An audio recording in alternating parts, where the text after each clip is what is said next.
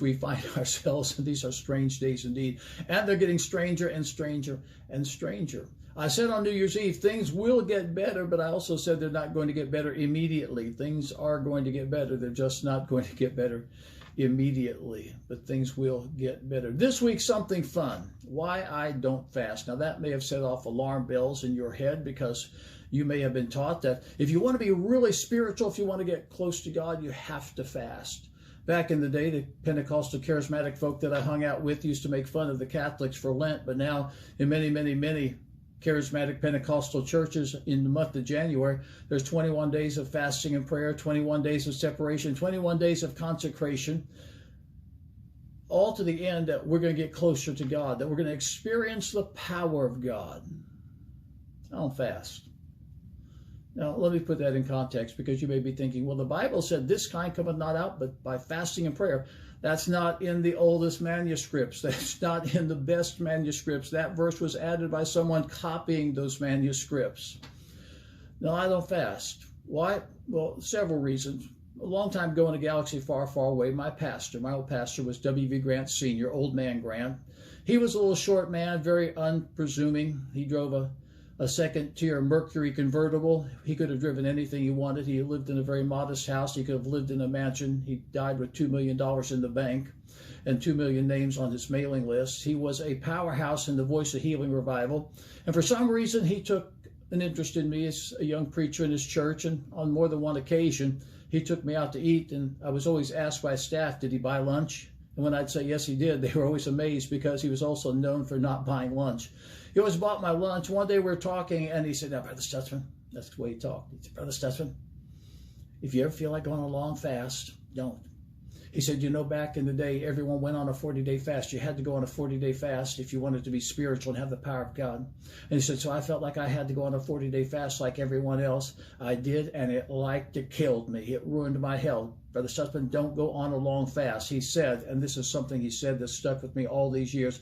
He said, live a fasted life. He said, always leave something on your plate. Live a fasted life. Why? Because you're not consecrated to God 21 days out of the year. You're consecrated to God 365 days out of the year. Fast forward to a conversation over a Mexican dinner in Cancun, Mexico, with two very prominent charismatic pastors, nationally known speakers.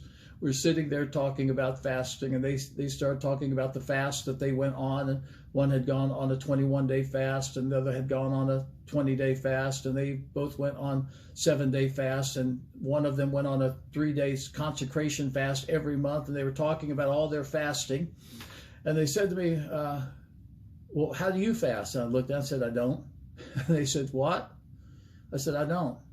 And they said, why not? I said, because it makes me hungry. They took great exception to that, so we got into a great debate about fasting. And for 3 hours, they brought out verse after verse, and don't argue with me, because I love to argue. My mother said I would argue with a fence post. And I batted down every one of their arguments on fasting, and I finally ended up with what I'm going to share with you on Friday. And after 3 hours of debating the subject of fasting, one of them looked at the other, and he said something that I will never forget. He said, you know, we both have done these long fasts to get the power of God in our life and see miracles. And all we've done is ruin our health. And Stutzman doesn't fast, and he gets miracles all the time. Maybe he's right. Well, maybe I am. Why don't I fast? Because you don't need to fast to have the power of God in your life. You don't need to fast to be close to Jesus. You don't need to fast to prove anything to God. And this Wednesday, I'll show you why fasting can actually be detrimental to your spiritual life. It's powerful stuff. Catch it on this platform.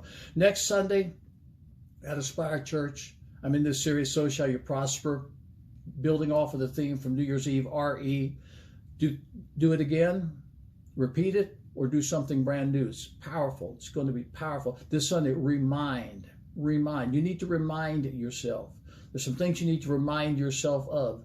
And you need to literally remind yourself. I'll share that with you this Sunday at AspireChurch.tv. That's the live stream, AspireChurch.tv, or on Facebook at Aspire Church TV. That's Facebook, Aspire Church TV, live stream, AspireChurch.tv. Sunday morning, 10 o'clock Eastern Standard Time. It's going to be powerful. Now, you're going to want to catch Wednesday, and you're going to want to catch Friday.